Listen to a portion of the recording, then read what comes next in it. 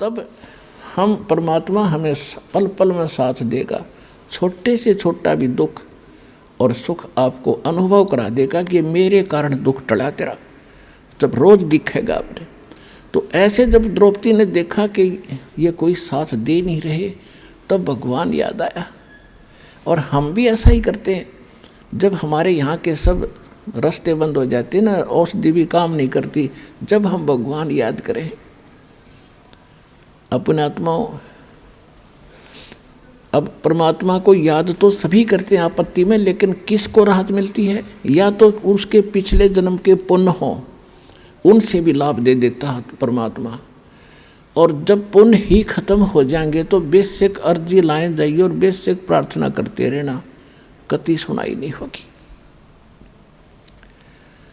अब जैसे द्रौपदी ने वो एक पुण्य किया था और एक महापुरुष का वचन था, वो महापुरुष भी स्वयं परमात्मा ही थे। कहते हैं सोचल छिद्र मैं करूँ अपने जन के काज।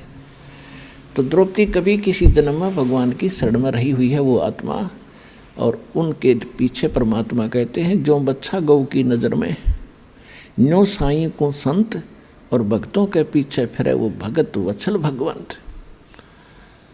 अब द्रौपदी ने जब याद किया, हे भगवान आज इज्जत इस दासी की आपके हाथ में है। आत्मा का साथी है भगवान कबीर साहब, और मन का साथी है काल। जब हम मन से कुछ पुकार करते हैं तब तक सुनाई नहीं होती, जब इसकी आत्मा रोती है वो भगवान का अंश है। अब यहाँ से जब द्रौपदी ने पुकार की तो धर्मराज के दरबार में, जो यहाँ का न्यायाधीश अकाउंट रखता है, उसके दरबार में इसकी चीख गई, वहाँ गूंजी बुरी तरह। और धर्मदास ने तुरंत उस नंबर की वह फाइल खोली जिसमें उस आत्मा के कुछ पुण्य और पाप डिपॉजिट थे। देखना चाहा कि इस आत्मा का कोई ऐसा कर्म है जिससे मैं मदद करवा सकता हूँ।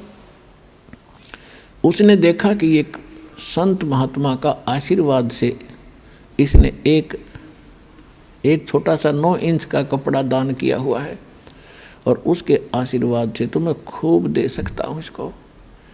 तो उसी समय वहाँ से रिफ्लेक्शन किया, और श्री कृष्ण जी को वो गुरु रूप में पूजा करती थी, मानती थी।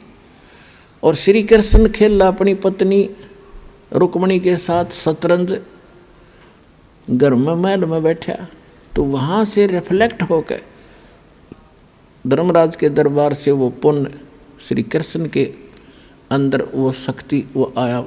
जब वो पास से डाल रहा था श्री कृष्ण, जैसे खेलते हैं ना शतरंज, ऐसे डालते हैं 11 कच्चे 12 पक्के 12 ऐसे।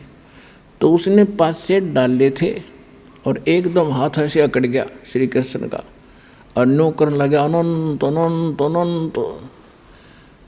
कृष्ण में भूत सा बढ़ गया। अब रुक्मणी कहने लगी हाथ पकड़ के कि बोल ढंग से बोल, अनंत अनंत क्या कर रहा है, बोल 12 हैं कच्चे 18 हैं क्या है, और ये अनंत क्यों कहा तो मुझे बता। तब परमात्मा ने उसकी दिव्य दृष्टि खोल दी। कहते हैं रुक्मणी कर पकड़ा मुस्काई, अनंत कहा मोको समझाई। अब श्री कृष्ण जी को परमात्मा ने चेतना दी, क्योंकि करता वही है, उसके हाथ में रिमोट है। वो कौन से इंस्ट्रूमेंट से, कौन सी तोप से, कौन सी मिसाइल से कौन सा काम ले, उसके हाथ में रिमोट है। तो श्री कृष्ण जी के अंदर परमात्मा ने वह पावर भेजी, वो पुण्य भेजा। और फिर वो तो वहाँ उसको दिखा दी कि द्रौपदी को दुशासन ने पकड़ रखा है और उसकी इज्जत खराब करना चाहता है।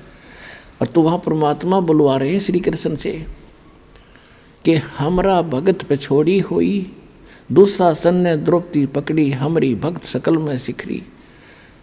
हमरी भक्त पे छोड़ी हुई तो हमरा नाम न लेवे कोई।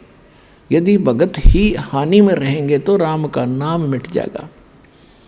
अब वो तो लग गया खेलन, तंदे ही से पासा डारी और पहुँचे सुख समरूप मुरारी। अब हमने मुरारी नाम श्री कृष्ण का लिख रखा है। मुरारी का वास्तविक अर्थ है राक्षस का शत्रु। अरि माने शत्रु, मुरा माने राक्षस। तो सबसे बड़ा जो राक्षस हमारा कर्म है, पाप कर्म, और उस पाप क्रम रूपी राक्षस ने ना कृष्ण काट सकता, ना विष्णु काट सकता, ना राम काट सकता, ना ब्रह्मा विष्णु महेश, ना शिव, केवल एक परमात्मा कबीर भगवान काट सकता है। तो वो वास्तव में मुरारी है। जैसे वासुदेव श्री कृष्ण को कहते थे, वासुदेव नहीं है श्री कृष्ण, वासुदेव का अर्थ ही कुछ और होता है। वो तो वासुदेव का बेटा था। वासुदेव एक व्यक्ति था, लेकिन वेदों में वासुदेव परमात्मा का अलंकृत नाम है, उपमात्मक नाम है, जिसकी प्रभुता सबके ऊपर हो, जिसका वास सब जगह हो, उसको वासुदेव कहते हैं। तो ऐसे ये मुरारी। तो यहाँ गरीबदास जी की वाणी को समझने के लिए इस दास के इसलिए आवश्यकता पड़ी, परमात्मा ने ये बुद्धि दी। तो कह रहे हैं गरीबदास जी के रुक्मिणी कर्म पकड़ा मुस्काई, अनंत कहा मोह को समझाई। क्या कहते हैं श्री कृष्ण जी से अंदर से आवाज आ रही है कि दुशासन ने द्रौपदी पकड़ी और हमारी भक्ति सकल में सिखरी, और जब हमारी भक्त पिछोड़ी हुई, हार में आगे हमारा भक्त, तो हमारा नाम न लेवे कोई। तंदे ही से पासा डारी, श्री कृष्ण तो वहाँ खेल रहा है और पहुँचे सतलोक से आके सूक्ष्म रूप मुरारी, और खेच कसीसा सर पर बैठे हैं जगदीशा। अब ये लीला क्यों करी कि न्यू बिना पता ना लागो भगवान ने मदद करी है द्रौपदी की। तो जिस कारण से सब लीला परमात्मा करके इस युग तक, इस समय तक परमात्मा में आपकी आस्था बना के लाए हैं।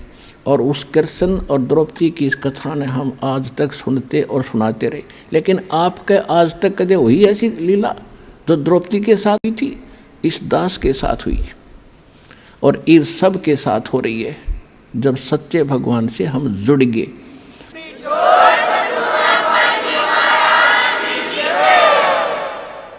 अब इसी प्रसंग को पूरा करते हैं। कहते खेचत कसीसा, और सिर पर बैठे हैं जगदीशा। द्रौपद सुता को दिन ने लीर जाके अंत बढ़ाए चीर, द्रौपद सुता के चीर बढ़ाए, शंखों पार नहीं पाए। अब उसने खूब खींच कर छक लिया। दुशासन इतना तगड़ा आदमी था, कहते 1000 हाथियों जितनी ताकत थी उसमें। जैसे आजकल तो मशीन ये मोटर होती है, उनको हॉर्स पावर से उनको मापते हैं, उनकी ताकत को आंकते हैं। उस समय एलिफेंट पावर से तोला जाता था। 1000 एलिफेंट पावर जितनी ताकत पावर थी उसमें दुशासन में। और द्रौपदी कहते कोमल अबला, और जो भगवान के आश्रय हो गए, कहते न्यू रखूँगा अपने भक्तों को। अब कहते हैं एक कम एक का होण देर विष्णु दे कैलाश, मेरे आश्रय न्यू रहेंगे मेरे दास।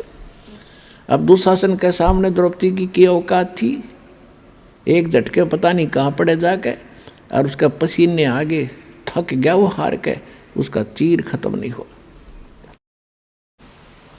अपने आत्माओं वो बात समाप्त हुई। कुछ दिनों के बाद श्री कृष्ण जब वहाँ आए पांडवों के पास, द्रौपदी ने पूछा कि हे परमात्मा, हे गुरुदेव, मुझ दासी पर आपने कौन से पुण्य की या कृपा करी जो मेरा चीर बढ़ा दिया। अब श्री कृष्ण जी को दिव्य दृष्टि दी भगवान ने। उसने देखा कि द्रौपदी, एक समय तू स्नान करने गई थी जब तू अपनी माँ के घर थी, विवाह से पहले कुंवारी थी। उस समय तूने एक अंधे महात्मा को एक साड़ी का टुकड़ा पाड़ कर दिया था, एक बिलांत का, और जिसके कारण परमात्मा ने तेरा यो चीर बढ़ाया बहन।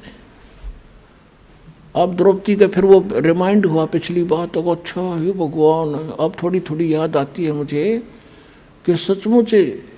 अब क्या कहती है द्रौपदी कि 1 लीर के कारण, यानी 3 फुट बाई 9 इंच के कपड़े के कारण, और मेरे बढ़ गए चीर अपार। और जब मैं पहले समझ लेती उस संत को तो सर्वस देती वार। ओए होए होए।